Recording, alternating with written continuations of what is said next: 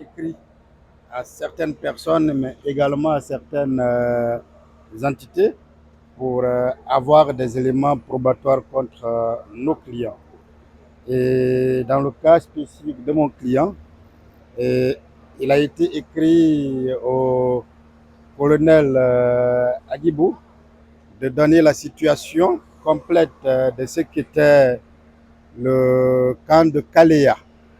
Rassurez-vous que depuis ce début de cette procédure, on parle du colonel Bienvenu Lama parce qu'on voudrait tout simplement créer un lien entre lui et le président Dadis.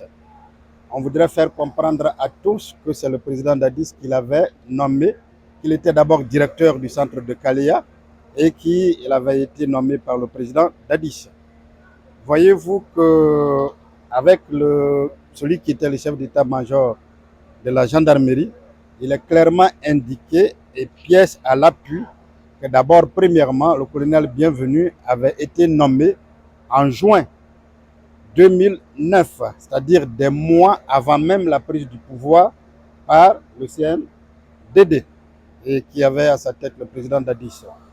Et qu'il avait été nommé non pas en qualité de directeur du centre, mais uniquement en tant qu'instructeur. Il y a également été démontré ici, et cela a fait encore l'unanimité, que le chef d'état-major de la gendarmerie avait désigné pour un stage le colonel Bienvenu Lama à partir de janvier.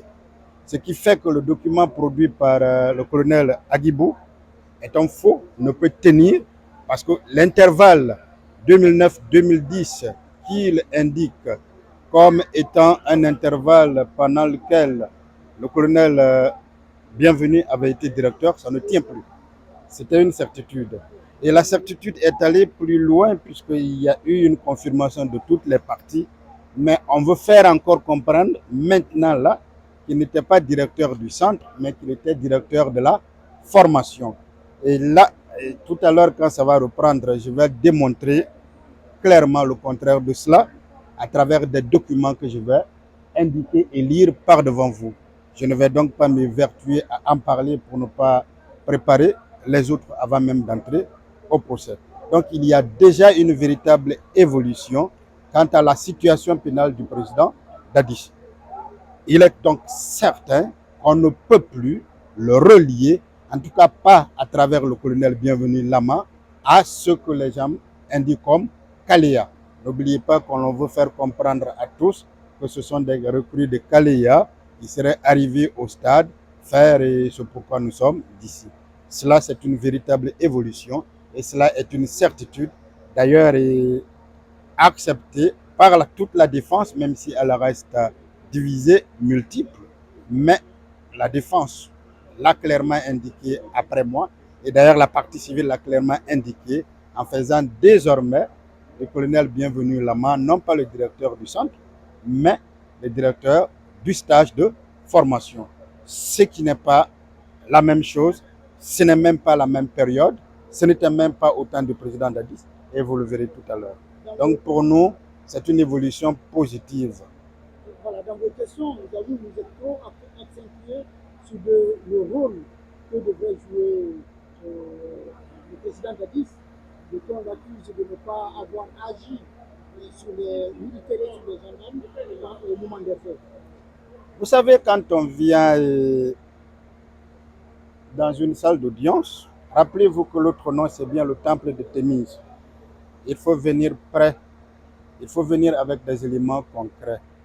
Lorsque vous dites qu'un président doit être tenu pour responsable parce qu'il n'a pas sanctionné tel ou tel, mais encore, il faut démontrer que ce président a eu tous les éléments pour pouvoir sanctionner et ne l'a pas fait. Un président ne peut sanctionner que sur la base de documents qui lui sont présentés.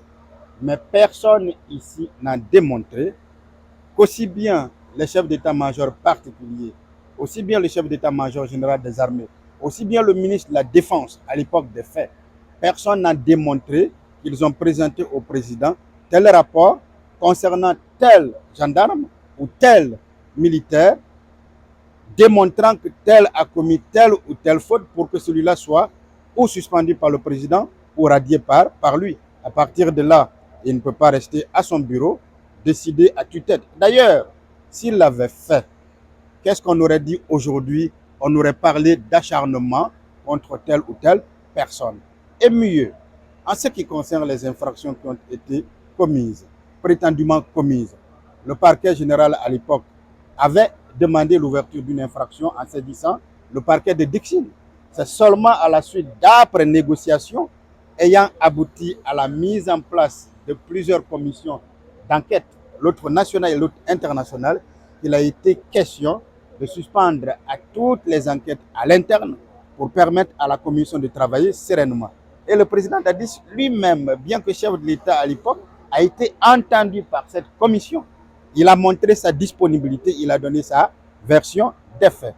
On ne peut donc pas aujourd'hui lui reprocher le fait de n'avoir pas posé tel acte pour sanctionner tel ou tel autre, parce que tout simplement, il ne pouvait pas le faire, étant entendu que lui, il ne peut agir que sur la base d'éléments qui lui sont fournis par ses subordonnés, ce qui n'a jamais été fait. Et je mets quiconque au défi de démontrer que le président Dadis a eu ces éléments-là contre telle personne nommément désignée pour sanctionner et ne l'a pas fait. Il y a la défense qui n'a cessé de dire que les témoins qui passent à la barre actuellement sont des témoins du parquet. Ils s'attendaient beaucoup plus à des témoins qui chargent qu'à des témoins à décharge. Est-ce que vous êtes satisfait et que vous dit le passage de certains parmi eux? Moi, je ne vous parlerai jamais de satisfaction. Je vous parlerai toujours de sentiment de justice. Alors, dans un procès pénal, toutes les parties ont la possibilité de faire comparaître pour elles, si elles estiment que des témoins peuvent déposer en leur faveur ou contre d'autres parties. Pour le moment, nous sommes encore avec les témoins du parquet, du procureur. Et dans ce procès, c'est le procureur qui poursuit. C'est le procureur qui est demandeur à ce procès. C'est à lui qu'incombe la charge de la preuve. C'est-à-dire c'est à lui qu'incombe la démonstration de la culpabilité ou tout au moins de l'existence de ces liens de prévention contre les personnes poursuivies. Et comme je l'ai toujours dit, les témoins, ce sont les yeux et les oreilles de la justice.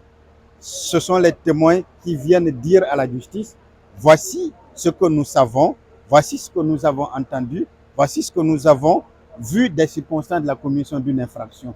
A priori, quand ce sont des témoins du parquet, même si le témoin doit à tous égards rester sincère, quand il s'agit des témoins du parquet, alors on suppose que le parquet les amène pour avoir des éléments contre les personnes poursuivies.